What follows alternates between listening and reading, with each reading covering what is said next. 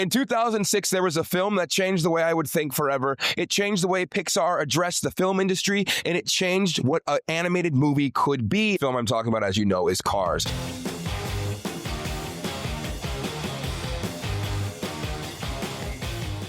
I'm a big fan of the movie Cars. When I saw it as a little 10-year-old, 11-year-old in 2006, it was the one film that left me weeping in the theater. I will tell you why that is and why it is arguably the best Pixar movie of the 2000s. This video is going to be a little different from the other two I've done so far. I have my friend Colin here who's going to be like, I guess...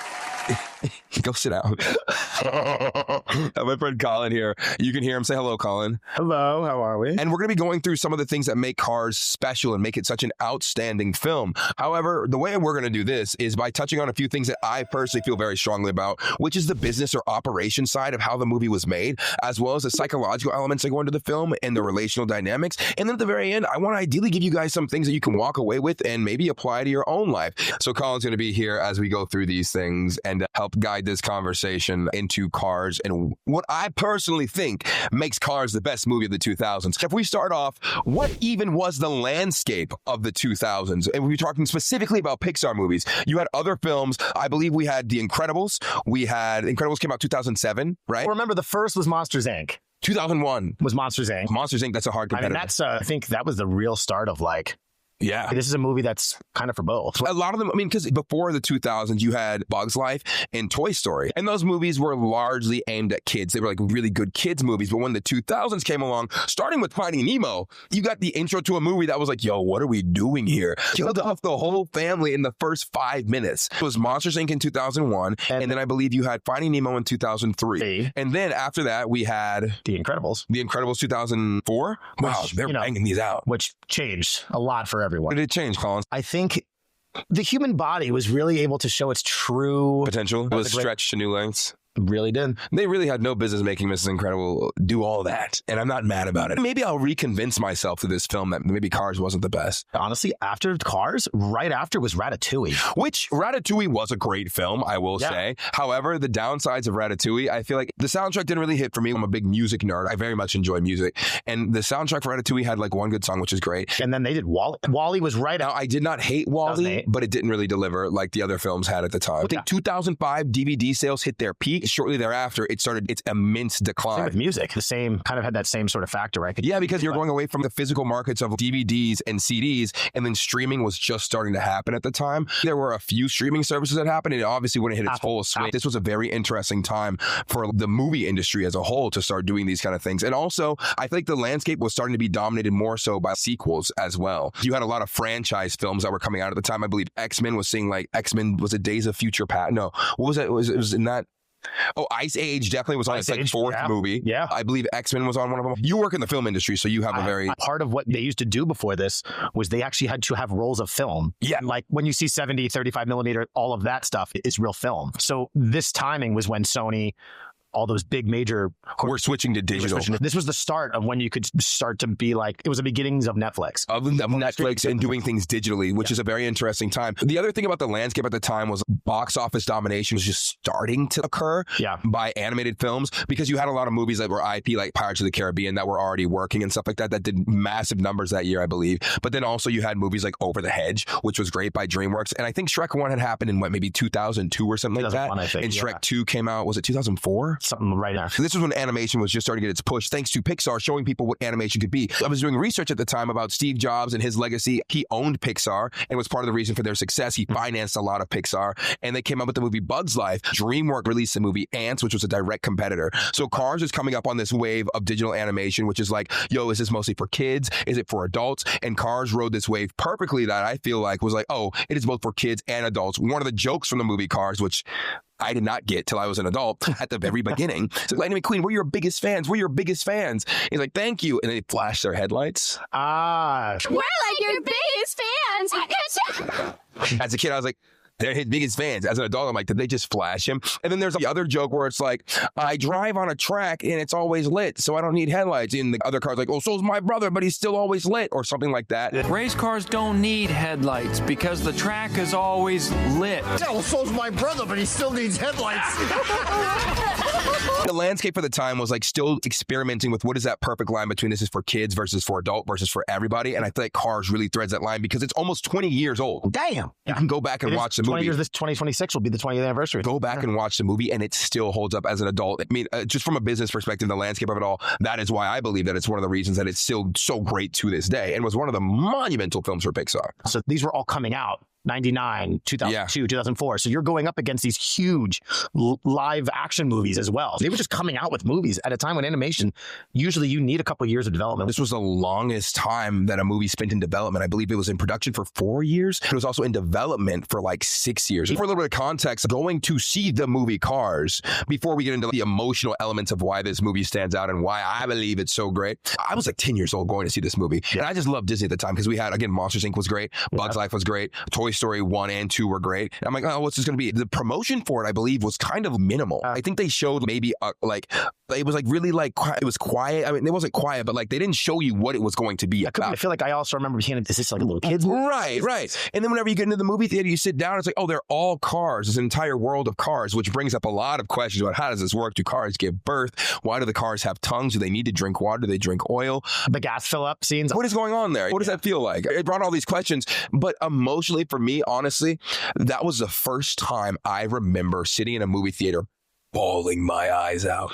Everybody could feel like you could be friends with them. They welcome you in. And if we think about the thesis for what we're trying to say here for this whole video, my thought is that the reason Cars stands out amongst all these films of the 2000s that did so good, this is the movie that specifically said and drove home this idea that you value people for who they are, not for what they do. Like that they look like. You don't value a book by its cover. Well, look at Mater. I mean, that was the... Precisely. Like, who are you? Not what you can do. Like, who are you? And then, as you guys know how the movie ends, if you haven't, I'm not going to spoil it for you, but we're going to be spoilers at the end of this video. But like, at the very end, bro, where he stops his car to let Chick Hicks zoom by in order to save the Dynaco car, broke me. Yeah. It absolutely broke me. The story for me with Cars and the thing that like gripped me about it so heavily, you know, Toy Story was cute. It was emotional, but Cars rent my soul from my chest. You watch this whole movie, this car who's a total balend, so to speak. You see the first scene where he gets out there and you get a sense like, oh, this guy's kind of a hot shot. But then you start seeing how he treats his people as if they're dispensable. He wakes up in Radiator Springs, right? This little town of podunk nothingness. And he's like, oh, I'm better than all these people. Like, these people can't do anything for me. And I grew up in Florida,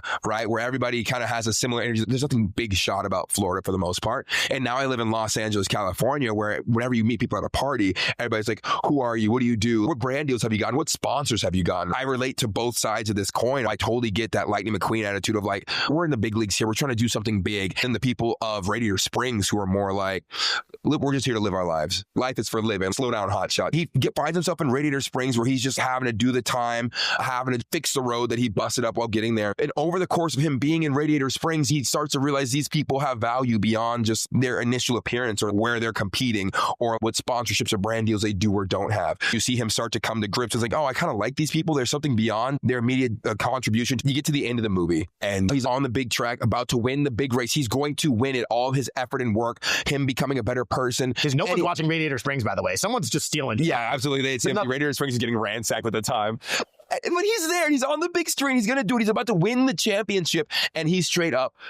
Dynaco car gets into a crash. It's the end of his career. And then he's in the he's like in the infield, whatever. He's like, oh, I got to finish this race. And what blows my mind, what emotionally wrecks me, he could have crossed the finish line. I think about that a lot, actually. He could have done that. But I think that would have said something. Oh, it does. It says, I still wanted to win, and then I'll help you. Priorities have shifted from like, I am the best, I'm the most important, to like, others are what's most important. Mm-hmm. Relationships are what make the world go round. And the worst part is he stopped and let Chick Hicks win, which to me, that is when I started, like, whenever he stopped, I was like, what are you doing? And the movie goes silent, right? Yeah. And then Chick Hicks zooms by him and wins. Michael Keaton, by the way? That's the voice. Really? I just looked it up. I was like, that's insane. The cast, we'll talk about the cast at some point, but crazy. Insane. In that moment, he crosses the finish line. Lightning McQueen stops. I'd be like, what are you doing? And he has to reckon with himself. Like, I'm giving up this massive goal I had because there's something more important for the entire film. Because it's at the end of the movie. And he backs up and goes and gets the Dynaco car and pushes the Dynaco car in front of him. He took last place. Not second. He took last place to help the Dynaco car. I started bawling, bro, because I'm like, man, is that life? Like, is that what it is to live your life? To lift others up with you, in a sense. I mean, lift others up with you, even if they finish before you. It's like, what's more important is to have that relationship and how you're smiling. Horrible joke. Anyway, real friends finish together. But the point is, what does it mean to be the best? Is winning everything? And it's funny because this movie that says winning isn't everything did so outstanding and almost won everything, pushing this message of, hey, maybe it's worth taking the back seat and not sacrificing everybody else along the way to get first place. If you remember, it was actually to get the Dynaco deal because the king was done. Yeah. They have the moment when he realizes, oh, I should stick with who I've always been with. That's the other thing, loyalty. There's this theme of loyalty that happens throughout the movie, which I'm like, God dang. And again, you have movies like... He stays at Sally's hotel. He gets his car redone there. Right. He stays loyal to these people. You could have completely switched up on your day ones, but he's like, no, loyalty. There's value in loyalty. These people were here for me. I'm going to stick with them. What are you sacrificing whenever you switch up for somebody who's been there for you? There's a level, I think also just it speaks to the level of loyalty of like, that is a value incorporated into being the best. Steve Jobs owned Pixar. Steve Jobs is insane, right? I read his biography. That man is insane. But to then trust his people to make a movie like Cars is really cool. And also, I think, telling of his character in some ways, you know, but also the studio of Pixar themselves are just incredible. And the other piece of this that made this so special is the music of this film. Do you remember where you were kidding? When he's driving through there and you heard Life is a Highway? That got me into, I started doing what hurts the most was being so close. Rascal Flatts, the stranglehold that Rascal Flatts had on. I was unfamiliar with their game to this point. So was I. And also, let's talk about the opening of the film.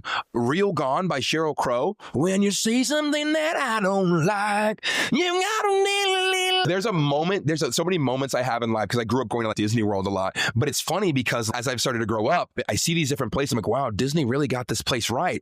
Or like, wow, it looks just like Disney World over here. And it's like, no, that's actually the ridges and the buttes of Arizona you're looking at. That's not a Disney World thing. Seeing it in real life and then seeing it in the Cars movie, I'm like, wow, they nailed it perfectly. It looked insane. And then I want to listen to Life is a Highway. And that scene, I want to go on road trips. It's amazing. It's so good. They took that song. Do you know the song Find Yourself? I think it was in the credits. If you listen to the song Find Yourself, it perfectly wraps up all of what the emotional value of what Cars was. I can hear it. But a lot of people don't know about. I think it was at the very end of the movie. So good. It's like it's Brad Paisley. It's a little country song. And then you have songs like Shaboom.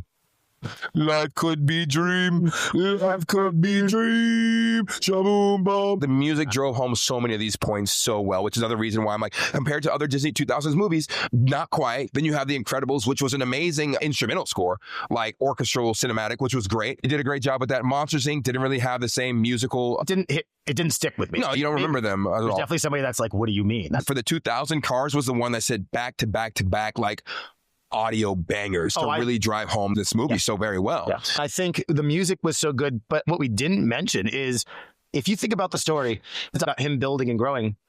They kind of throw it in there and it felt like almost like a note that they were told they had to, the Sally and him love story. Yeah. It wasn't felt really a little forced. They say every great movie is a love story. You take in some fashion, or an arc of some kind, right? You know, even Monsters Inc. Like it's a different kind of love story. It's like a buddy film, but there's also like, oh, I really care about this kid type of a beat. Incredibles, there's a love story there. There's marriage and family and stuff like that. So it's always a love story involved some way. Should we talk about that cast for a second? I feel like we didn't really get to do that. One of my favorite things to do is picture those two actual voices, the people who in love. Who were voices? It's Owen Wilson. Wow. Lightning McQueen. Wow. Who was Sally though? I know that. Bonnie Hunt. Who's that? I don't know her super well, but okay. And legendary actor, who we'll talk about later because you don't know, is Paul Newman.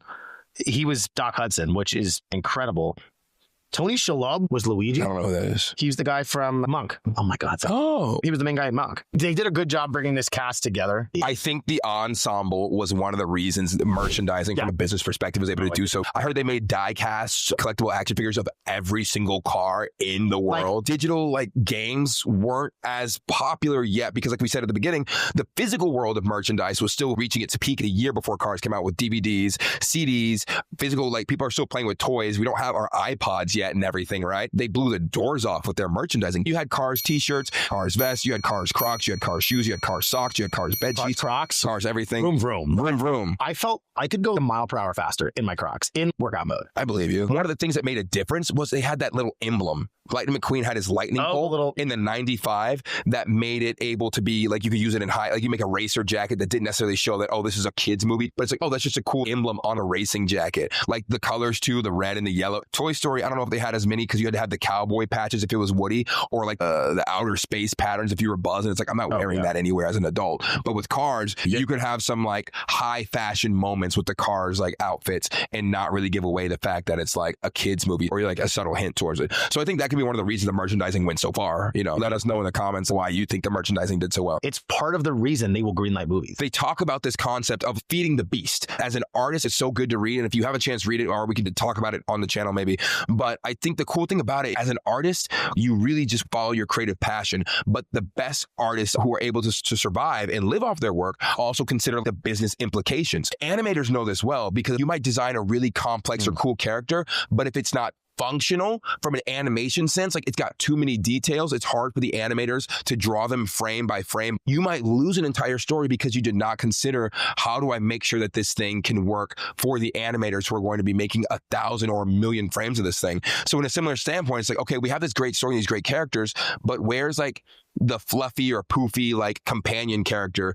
that we can sell plushies of? One of the things I loved about the Pixar team is they mentioned as they were working on these films, you don't know if it's going to be a success, but the best thing you can do is make something that makes you feel. Have an environment that inspires you. Work on things that you love and are passionate about. People are passionate about things that others are passionate about. My theory on this, on why and how this works, because like a movie about cars, I don't care about cars, but I love this movie. And I think the truth about it is the universe is tending towards entropy, right? Whenever you have someone who works their tail off at something, they become like a comet. They're going in a direction, right? They have all this energy around them because they're passionate and excited. And they found their core of what they love and why they love it. And they're putting all this energy and effort into it. You just want to be around it because it's like, wow, I don't get it, but they're so hyped about this. I just love watching it, you know? And as an artist, to be so passionate about your work and so inspired and so like angry, in love with it, energetic about it, it doesn't always guarantee you're going to have a good product, but it does guarantee that in a world of things where people are tired and just want to see something or somebody or a product that has a lot of love and passion around it, you create this warmth and this fire, and some people just want to get around it and be like, oh, wow, at least it's warm. Like, I don't get it, but it's warm. And Pixar did such a good job of making sure that, yeah, they were passionate, but also did some really good work and skill development to tell a great story. That doesn't matter where you're coming from. You can sit down and watch Cars and you get it. Right? You need to know anything about cars. You just need to know something about being a human. And I love that. I think it's the best of the 2000s for Pixar. I really enjoy Cars. I think it was just the perfect cast. Yeah. They really, I think, and even to the cast, the writing, the actual character development of those people. The creativity of the world as well. The world is just so interesting. You've gotten people to love your world so much they talk about things outside of it. I think that's what Cars did that a lot of other Pixar movies at the time couldn't. Nobody did that with Finding Nemo. Nobody did that with Monsters, Inc. Nobody did that with The Incredibles. But Cars is the one that keeps on giving, right? Yep. In terms of sequels, spin-offs, you have planes, you have everything else like Mater on the Road and all these other things. I think the reason I talk about Cars and the reason this is so like Cars has been such a beautiful film for me to think back on. For one, the creativity unmatched. It did amazing things in the business world, but it's just that message of value people for who they are, not for what they do. That was so carefully crafted and woven together by the Pixar team and their passion and their real life stories of like, what are we trying to actually say here? What is a life truth that we want to bring out to this movie? I feel like that was done so well, so succinctly, so clearly through the music, through the characters, through the story that was written, that it wasn't matched for like those 10 years of that decade. It was unmatched. It was done so well. It's come back in my head numerous times. Do you think that movie was made at the perfect time for that movie to be there? It kind of bridged both that older Pixar and then where Pixar sort of went. Do you feel like if it had been in a different era, would it have had the same effect? Because the music could potentially change. Sure. People, obviously, the cast could be different, right? 2005, you still had some of those golden classic Hollywood actors around. Cars made today, it might still hit the same. It still feels very relevant. 20 years later, he didn't have connection to anybody. He was just stuck in that space. He had to slow down. And people are choosing today to start disconnecting more and more intentional time with your phone down. So I think if Cars came out today, it would do just as well, maybe even better. And that's why I believe Cars is the best Pixar movie from the year 2000 to 2010. But as always, guys, let me know what you think in the comments, and thank you for watching.